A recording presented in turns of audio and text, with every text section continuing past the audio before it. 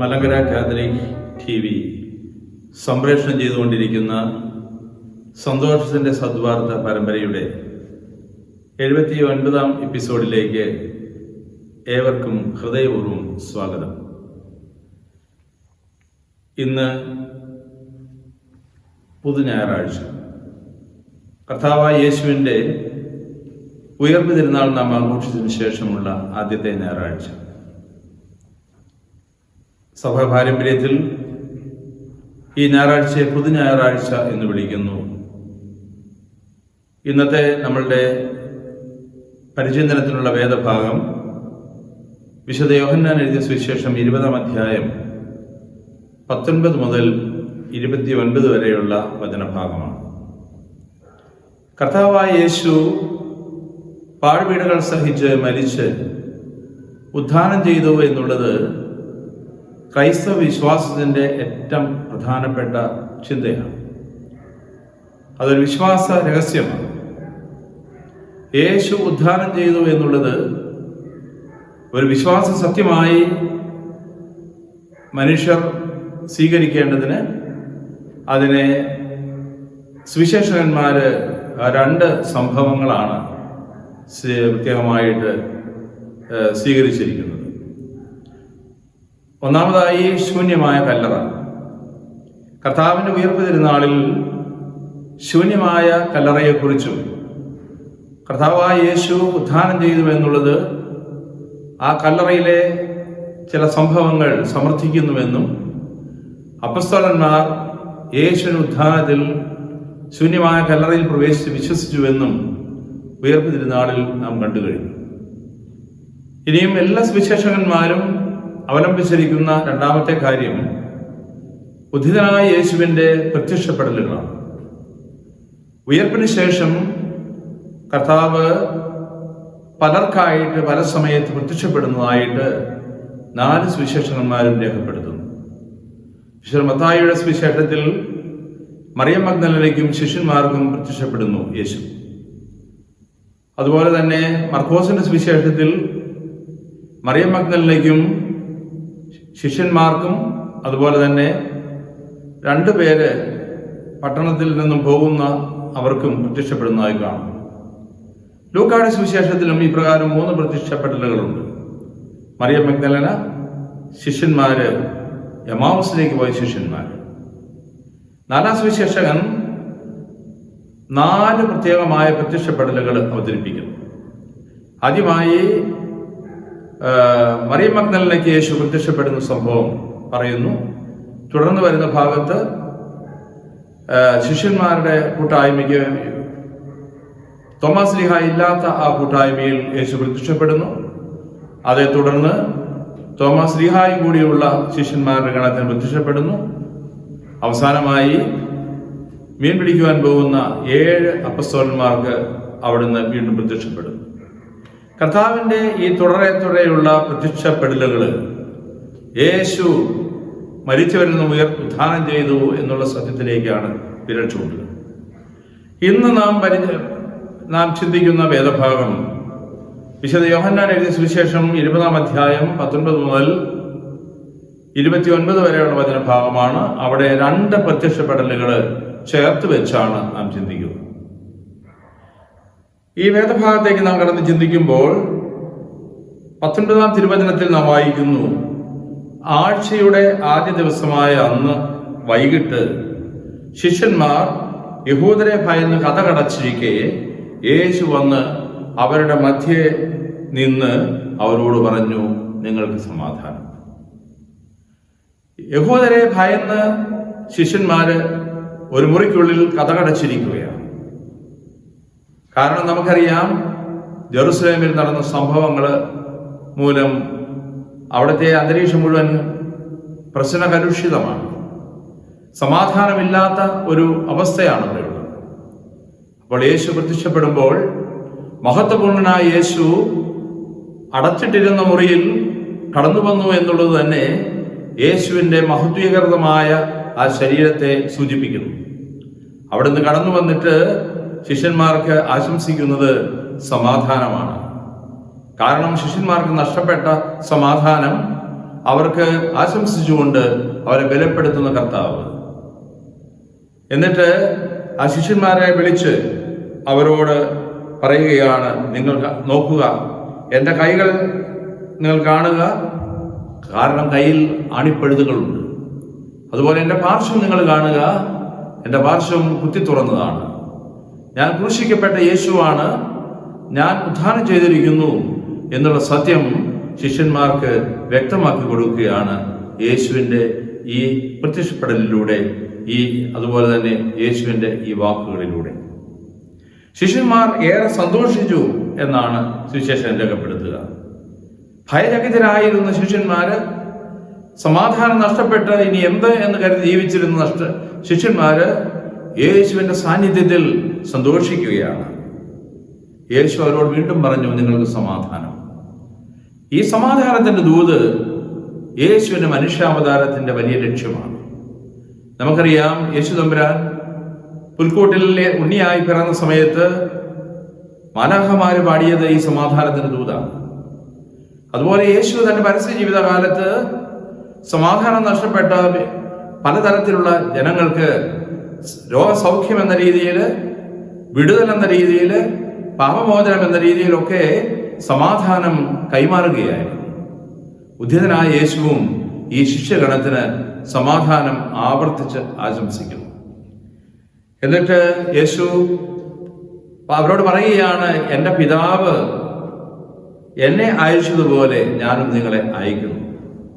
ഉദ്ധിതനായ യേശുവിന് തൻ്റെ ദൗത്യം ഈ ലോകത്തിൽ തുടരണം എന്നുള്ളത് അവിടുത്തെ പ്രത്യേകമായ ചിന്തയാണ്.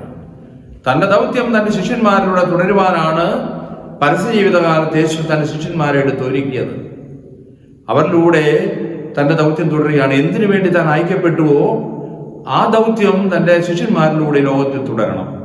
അതുകൊണ്ടാണ് യേശു പറയുന്നത്, എൻ്റെ പിതാവ് എന്നെ അയച്ചതുപോലെ ഞാനും നിങ്ങളെ അയക്കുന്നു.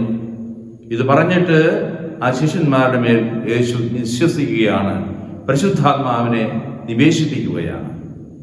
സ്നേഹമുള്ളവരെ, ഇതൊരു പൗരോഹിത്യ ശുശ്രൂഷയുടെ, അപ്പസ്തോലിക ശുശ്രൂഷയുടെ കൈമാറ്റമാണ്. അവിടെ പരിശുദ്ധാത്മാവിന്റെ നിറവിലാണ് അവർക്കത് ചെയ്യുവാൻ കഴിയുകയുള്ളൂ. ലൂക്കായുടെ സുവിശേഷം 4-ാം അധ്യായത്തിൽ നാം വായിക്കുന്നുണ്ടല്ലോ, പഴയ ഉടമ്പടി യെശയ്യായുടെ പുസ്തകം ഉദ്ധരിച്ചുകൊണ്ട് കർത്താവ് പറയുന്നുണ്ടല്ലോ, ദൈവത്തിന്റെ ആത്മാവ് എൻ്റെ മേലുണ്ട്, ദരിദ്രരെ സുവിശേഷം അറിയിക്കുവാൻ, അന്ധർക്ക് കാഴ്ച നൽകുവാൻ, അടിച്ചമർത്തപ്പെട്ടവർക്ക് സ്വാതന്ത്ര്യം നൽകുവാൻ, കർത്താവിന്റെ സംവത്സരം പ്രഖ്യാപിക്കുവാൻ അവിടെ തന്നെ അയച്ചിരിക്കുന്നു. അവിടെ നിന്ന് പറയുന്ന മനോഹരമായ ദൗത്യ അവതരണമുണ്ട്. ഇവിടെ ഈ ദൗത്യം തന്നെ ഇവർക്ക് കൈമാറുകയാണ്. പരിശുദ്ധാത്മാവ് കൊണ്ട് നിറഞ്ഞ് തങ്ങളുടെ ദൗത്യത്തിലേക്ക് അവർ കടക്കണം. എന്നിട്ട് അവരോട് പറയുകയാണ്, നിങ്ങൾ ആരുടെ പാപം ക്ഷമിക്കുന്നുവോ അവ ക്ഷമിക്കപ്പെട്ടിരിക്കും, നിങ്ങളുടെ ആരുടെ പാപം ബന്ധിക്കുന്നുവോ അവ ബന്ധിക്കപ്പെട്ടിരിക്കും. പൗരോഹിത്യ ശുശ്രൂഷയും അല്ലെങ്കിൽ അപ്പസ്തോലിക ശുശ്രൂഷയും പാപമോചനവും തമ്മിൽ ബന്ധമുണ്ട്.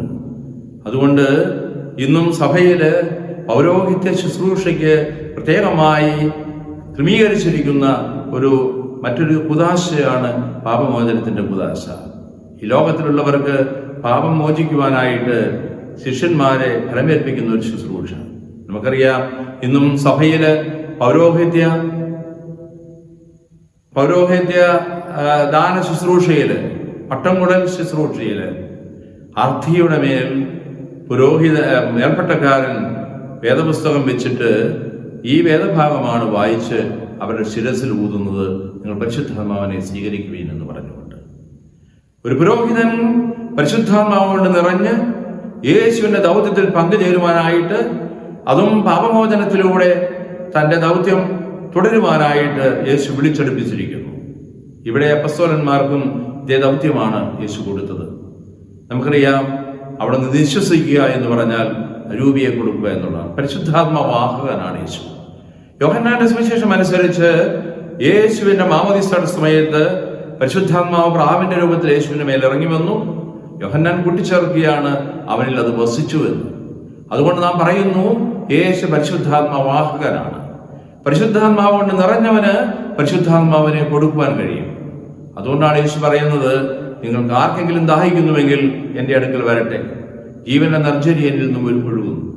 അപ്രകാരം പരിശുദ്ധാത്മാവിനെ ദാനം ചെയ്യുവാൻ പ്രാപ്തനായ യേശു അവിടെ നിന്ന് കുരിശിൽ തൂങ്ങി മരിച്ചു എന്ന് മറ്റ് സുവിശേഷകന്മാർ പറയുമ്പോൾ യോഹന്നാൻ പറയുന്നു, അവിടുന്ന് ആത്മാവിനെ സമർപ്പിച്ചു. The era of the Holy Spirit is inaugurated. പരിശുദ്ധാത്മാവിന്റെ യുഗം അവിടെ ആരംഭിക്കുകയാണ് കുരിശിൽ. അതുകൊണ്ട് യോഹന്നാന്റെ പെന്തിക്കോസ്തി എന്ന് പറയുന്നത് ഉദ്ധാന ദിവസം നടന്നതാണ്. ലൂക്ക അവതരിപ്പിക്കുന്നത് പോലെ 50 ദിവസം നോക്കിയിരിക്കേണ്ട കാര്യമില്ല. ലൂക്കയുടെ സുവിശേഷം 24-ാം അധ്യായത്തിൽ നാം വായിക്കുന്നുണ്ടല്ലോ, ശിഷ്യന്മാരോട് യേശു പറയുന്നു, ഉദ്ധിതനായ യേശു പറയുന്നു, ഉന്നതങ്ങളിൽ നിന്നും ശക്തി പ്രാപിക്കുന്നതുവരെ നിങ്ങൾ ഈ നഗരം വിട്ടു പോകരുത്. അവർ ആ നഗരത്തിൽ പ്രാർത്ഥനാപൂർവ്വം ചിലവഴിച്ചു. അപ്പസ്തോല നടപടി 2-ാം അധ്യായത്തിൽ നാം കാണുന്നത് പോലെ പെന്തിക്കോസ്തി സംഭവിച്ചു. 50-ാം ദിവസം പെന്തിക്കോസ്തി.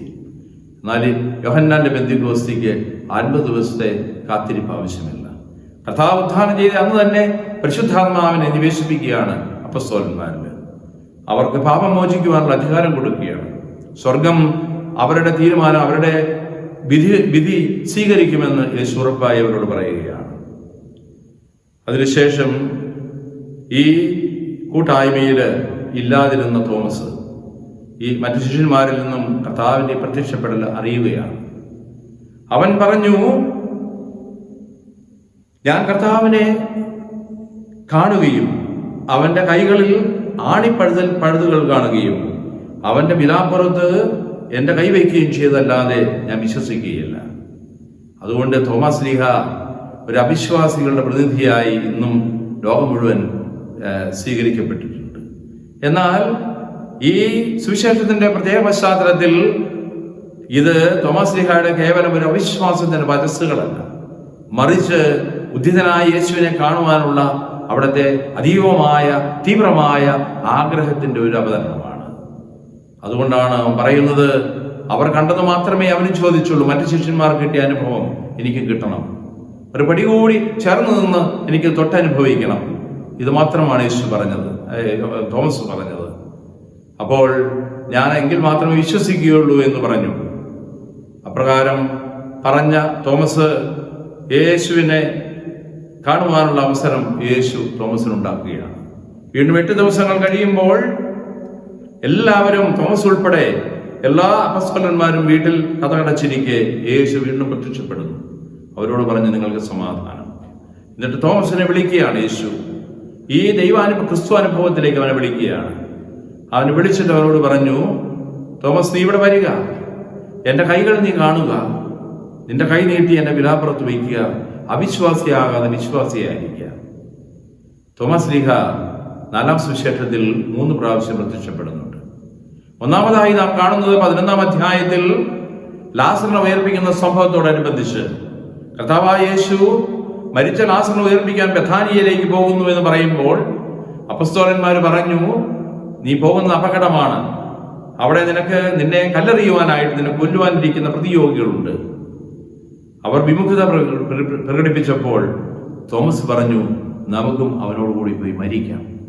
കർത്താവിലുള്ള ആഴമായ വിശ്വാസവും സ്നേഹവും തോമസ് ശ്ലീഹായെ ഇപ്രകാരം പറയുവാൻ പ്രേരിപ്പിച്ചു. വീണ്ടും കർത്താവ് ഈ ലോകത്തിൽ നിന്ന് കടന്നു പോകുന്നതിന് മുമ്പ് ദീർഘമായ സംഭാഷണത്തിൽ ശിഷ്യന്മാരോട് ഏർപ്പെടുമ്പോൾ തോമസ് ശ്ലീഹയോട് യേശു പറഞ്ഞു, ഞാൻ പോകുകയാണ്, ഞാൻ എൻ്റെ പിതാവിൻ്റെ അടുക്കലേക്ക് പോകുകയാണ്, വഴി നിങ്ങൾക്കറിയാം. അപ്പോൾ തോമസ് ശ്ലീഹ പറയുകയാണ്, നീ എവിടേക്ക് പോകുന്നു എന്ന് ഞങ്ങൾക്കറിയില്ല, വഴി ഞങ്ങൾക്കറിയില്ല എന്ന്. അവന്റെ നിഷ്കളങ്കത കൊണ്ട് വഴി അറിയില്ല എന്ന് പറഞ്ഞ തോമസിനോട് യേശു പറയുകയാണ്, വഴിയും സത്യവും ജീവനും ഞാനാണ്. ഈ ലോകത്തോട് കർത്താവ് വെളിപ്പെടുത്തിയിട്ടുള്ളതിൽ വെച്ച് ഏറ്റവും പ്രധാനപ്പെട്ട ഒരു വെളിപ്പെടുത്തലാണല്ലോ യേശുവാണ് വഴി, യേശുവാണ് സത്യം, യേശുവാണ് ജീവൻ എന്ന്. അത് പറയുവാൻ അവസരമൊരുക്കിയത് തോമസ് ശ്ലീഹായുടെ എളിമയോടുകൂടിയുള്ള ഏറ്റുപറച്ചിലാണ്, വഴി ഞങ്ങൾക്ക് അറിയില്ല എന്ന്. അപ്പോഴാണ് യേശു ആ വെളിപ്പെടുത്തൽ നടത്തുക. ഇതുപോലെ തന്നെ മറ്റൊരു വെളിപ്പെടുത്തലിന് വഴിയൊരുക്കുകയാണ് തോമസ് ശ്ലീഹ. ബാഹ്യമായ രീതിയിൽ നാം നോക്കുമ്പോൾ തന്റെ അവിശ്വാസം പ്രകടിപ്പിച്ചുകൊണ്ട്, ഞാൻ അവനെ കാണുകയും അവന്റെ കൈകൾ ആണിപ്പഴുതുകൾ കാണുകയും അവൻ വിലാപ്പുറത്തിന്റെ കൈവയ്ക്കുകയും ചെയ്തല്ലാതെ ഞാൻ വിശ്വസിക്കുകയില്ല എന്നുള്ള തോമസ് ശ്ലീഹയുടെ നിഷ്കളങ്കമായ അല്ലെങ്കിൽ ഒരു ശിക്ഷസഹജമായ ആഗ്രഹം കർത്താവായ യേശുവിനെ സനാതനമായ ഒരു വെളിപാടിലേക്ക് നയിക്കുകയാണ്. തുടർന്ന് വരുന്ന ഭാഗത്ത് അതാണ് വ്യക്തമാകുക. അവിടെ നിന്ന് പറഞ്ഞു, അവനോട് നീ അവിശ്വാസിയാകാതെ വിശ്വാസിയായിരിക്കുകയെന്ന്. തോമസിന്റെ മറുപടി, എൻ്റെ കർത്താവും എൻ്റെ ദൈവമേ. ഇത് വലിയൊരു വിശ്വാസ പ്രകടനമാണ്. നമുക്കറിയാം, മത്തായിയുടെ സുവിശേഷം 16-ാം അധ്യായം 16-ാം തിരുവചനത്തില് കേസറിയ ഫിലിപ്പി എന്ന പ്രദേശത്തെത്തുന്ന യേശു തന്റെ ശിഷ്യന്മാരോട് ചോദിക്കുന്നുണ്ട്, ഞാൻ ആരെന്നാണ് മറ്റുള്ളവർ എന്നെ കുറിച്ച് പറയുന്നത്? അവർ പൊതുജനത്തിന്റെ അഭിപ്രായം പറയും. എന്നാൽ യേശു വീണ്ടും ശിഷ്യന്മാരോട് ചോദിച്ചു, എന്നാൽ ഞാൻ ആരെന്നാണ് നിങ്ങൾ പറയുന്നത്? അവരെല്ലാം പ്രതിദാനം ചെയ്തുകൊണ്ട് പത്രോസ് ശ്ലീഹ പറഞ്ഞു, നീ ജീവനുള്ള ദൈവത്തിന്റെ പുത്രനായ ക്രിസ്തുവാണ്. യോഹന്നായ പുത്രനായ ശിമിയോനെ, മാംസരക്തങ്ങളല്ല നിനക്ക് വെളിപ്പെടുത്തിയത്, എൻ്റെ സ്വർഗസ്ഥനായ പിതാവാണ് ഇത് വെളിപ്പെടുത്തി തന്നതെന്ന് പറഞ്ഞ് യേശുവിനെ ശ്ലാഘിക്കുന്നുണ്ട്. ഇപ്രകാരം കർത്താവിലുള്ള വിശ്വാസം ഏറ്റുപറയുന്ന പത്രോസ്, ഇവിടെ ഈ ബുദ്ധിതനായ യേശുവിലുള്ള വിശ്വാസം ഏറ്റുപറയുന്ന തോമാസ് ശ്ലീഹ, എൻ്റെ കർത്താവും എൻ്റെ ദൈവവുമേ. ഒരു ക്രിസ്ത്യാനിക്ക് തന്റെ ജീവിതത്തിൽ ഏറ്റുപറയാവുന്ന ഏറ്റവും വലിയ വിശ്വാസത്തിന്റെ പ്രകടനമാണ് തോമാസ് ശ്ലീഹയുടെ വാക്കുകൾ നാം കാണുക. My Lord and my God. എൻ്റെ കർത്താവേ, എൻ്റെ കർത്താവും എൻ്റെ ദൈവവുമേ. യേശുവിനെ രക്ഷകനായി കർത്താവായി സ്വീകരിക്കുന്നു, യേശുവിനെ ദൈവമായി സ്വീകരിക്കുന്നു. അതിലും വലിയൊരു വിശ്വാസ പ്രകടനമില്ല. ഇപ്രകാരം തോമാസ് ശ്ലീഹ പറയുമ്പോൾ യേശു പറയുകയാണ്, നീ എന്നെ കണ്ടതുകൊണ്ട് വിശ്വസിച്ചു, കാണാതെ വിശ്വസിക്കുന്നവർ ഭാഗ്യവാന്മാർ.